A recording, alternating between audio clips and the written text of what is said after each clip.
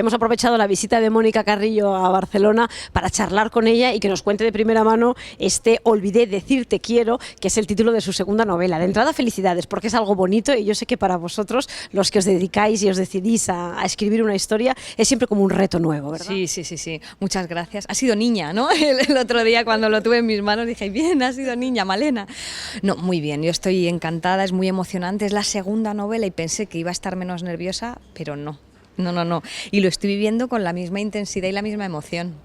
Es una niña, pero es una segunda niña, ¿no? Sí, la primera Candela, que tan buen recuerdo me ha dejado, y ahora Malena, con ese comienzo de historia para dejar atrapado al lector. Podemos decir las primeras líneas de la novela: me llamo Malena y es posible que muera hoy, y al final lo que pretendo es atrapar al lector desde el principio y ponerle en la tesitura de qué pasaría si tuviéramos un accidente hoy y nos fuéramos sin poder despedirnos de los seres queridos, de todo nuestro entorno, sin haber podido ajustar las cuentas en el mejor sentido de la palabra, las conversaciones pendientes al final. Muchas veces te hemos visto, desgraciadamente, dar noticias y sucesos que tienen que ver con cambios radicales en la vida de la gente, ¿no? Como puede ser un accidente de tráfico, una situación que te cambia la vida del revés en cuestión de segundos, ¿no? Yo creo que eso quizá a lo mejor ha sido el punto de partida para abrir un abanico y un baúl lleno de cosas, ¿no? Sí, desgraciadamente yo soy transmisora en muchas ocasiones de malas noticias.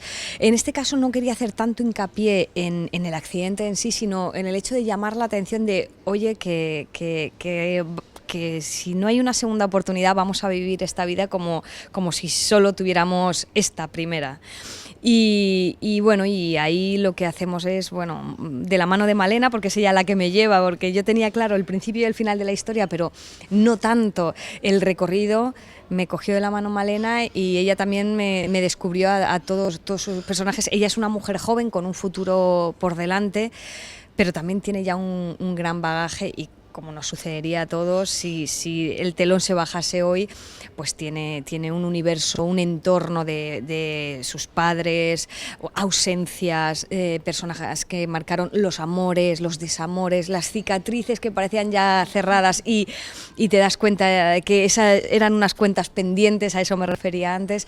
Así que, bueno, damos un paseo por su vida, justo a partir de ese momento crítico, ese punto de inflexión que es verdad que muchas veces yo afortunadamente no he tenido que pasar por un trance similar, pero es cierto que la experiencia nos dice que solamente cuando nos hemos visto en situaciones de vida o muerte es cuando realmente, cuando le hemos visto las orejas al lobo, es cuando reaccionamos y vemos que lo prioritario es otro y que nos preocupamos muchas veces por las tonterías.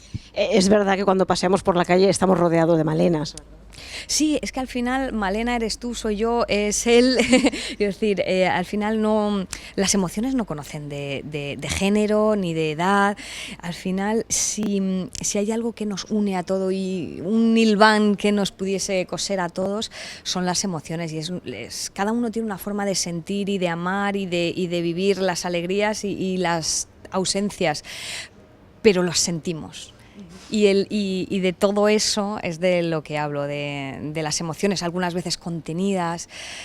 Y seguro que si nos preguntan, seguro que nosotros tendríamos alguna conversación pendiente o se nos han quedado el propio título, Olvidé decir te quiero, que ya es un juego de palabras.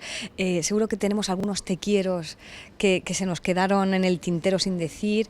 Te quiero junto y separado. Te quiero como acto de amor y de entrega, pero también el quiero solo, sin el te, de voluntad, de querer decir algo, de expresar realmente lo que quieres hacer, es decir, no dejarte llevar tanto por la persona que otros quieren que seas, sino por lo que tú realmente quieres ser. En fin, muchas cosas. Muchas cosas que le pasan a Malena, que le hemos puesto un género femenino, pero que en el masculino nos sirve también perfectamente. Es una mujer que está entre dos grandes amores, la sitúas entre dos grandes amores que son dos grandes terremotos también en su vida. Sí, claro, al final en esa vista atrás, en ese retrovisor, lo que ves, sí, pues eso, un amor más tóxico, más dependiente, que le dejó una gran herida, que es Mario, y otro más saludable.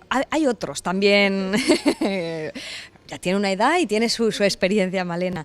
Y luego también como contrapunto está la perrita, que también es su compañera fiel, que me hacía, claro, la situación es dramática y hay que desdramatizar siempre cualquier situación, y el sentido del humor o el toque más gamberro lo pone su perrita Mía.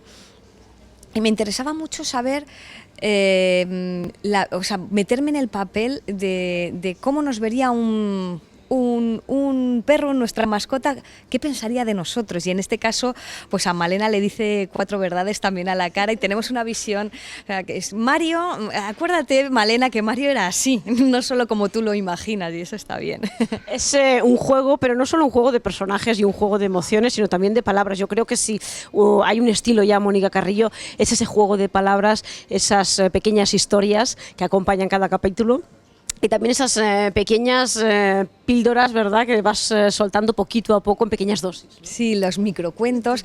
Aquí también hay ya no diría microcuentos, sino es cierto que hay frases que acompañan. Algunos microcuentos ya los había publicado en Twitter, porque paralelamente a la novela yo tengo incontinencia verbal y sigo lanzando esas píldoras, como tú dices, en Twitter.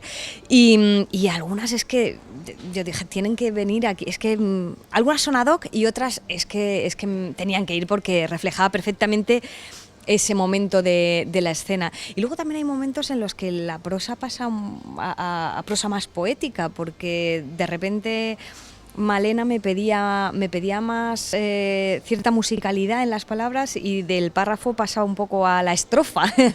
y sí que hay momentos, hay frases en las que me gustaría que el lector se quedase ahí un ratito a pensar y a degustar también las palabras. Y qué diferente la vida de Mónica periodista y Mónica escritora. No tiene nada que ver, no tiene nada que ver, porque es cierto que mi faceta periodística, que me apasiona también, yo lo vivo todo como muy intensamente, pero es cierto que hablamos de realidad y ahí tenemos que ser muy precisos con el lenguaje, basándonos en hechos que han sucedido, y aquí la ficción los límites los pone mi imaginación, con lo cual yo disfruto mucho, es muy enriquecedor.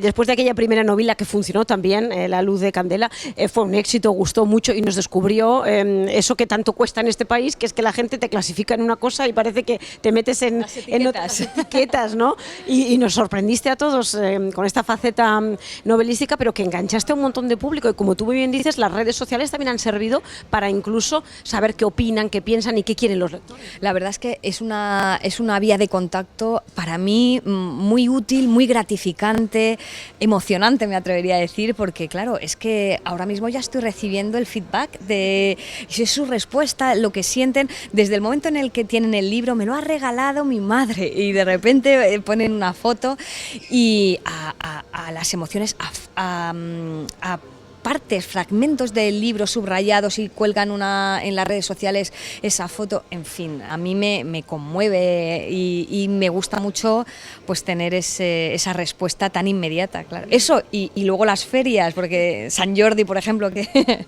lo conocí personalmente hace 2 años y volví el año pasado, aunque no tenía novela nueva, porque quería vivirlo, y este año de nuevo me he pedido el fin de semana libre porque quieres estar por aquí, sí, ¿no? sí. ¿Vienes mucho por Barcelona? ¿Te puedes escapar de vez en cuando? Me escapo, la verdad es que tengo mucho cariño a la ciudad, me encanta. Tenéis este mar. Bueno, tú eres de Elche, también eres una mujer mediterránea. Mediterránea, sí, por eso sé de lo que hablo. Las ausencias que decías, pues esto, las carencias. Porque en Madrid, ¿verdad?, supongo que se echa de menos. Sí que se echa. La luz es muy bonita, muy acogedores, pero no hay mar.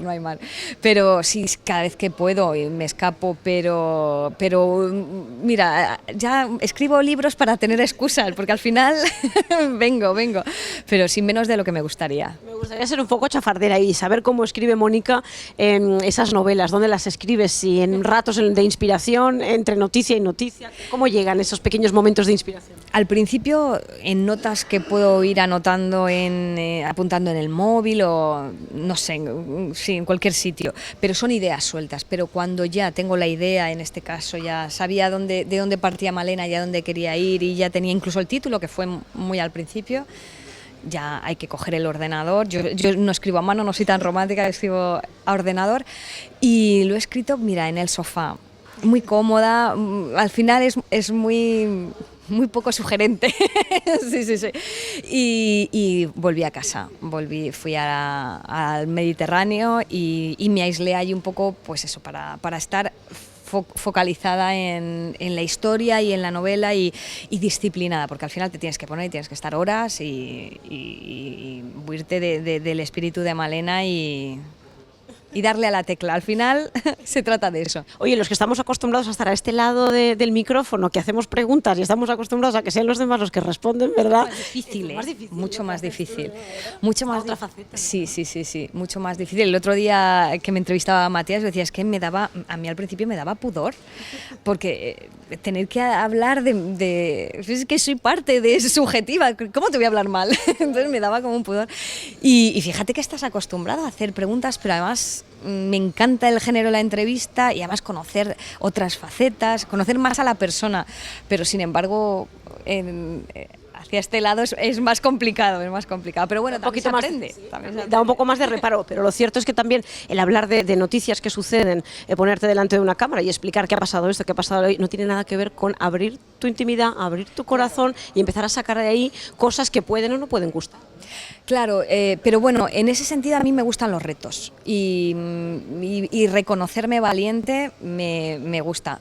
Aún a riesgo de equivocarte o que no le guste. Obviamente no le podemos gustar a todo el mundo. Qué raro que le gustemos a todo el mundo, por otro lado. O sea, que eso, con la crítica contamos. Pero a mí me gusta eso, pues atreverme y superar mis propios miedos. Y precisamente si es mi timidez o de repente me pongo a contar noticias pues delante de millones de personas y soy más pudorosa y de repente pues me atrevo con la ficción a describir parcelas como más íntimas, a mí me gusta ver que soy capaz de superar esos miedos, digámoslo así. Bueno, a cada uno me imagino que este libro le sugerirá unas cosas y le hará aprender algo. ¿A ti qué te ha hecho aprender, Malena? A mí seguramente a que nos preocupemos de lo importante, como te decía antes, a que las segundas oportunidades no siempre llegan, con lo cual aprovechemos ese espíritu un poco del carpe diem, que no significa vivir al límite, sino ser conscientes de lo realmente importante.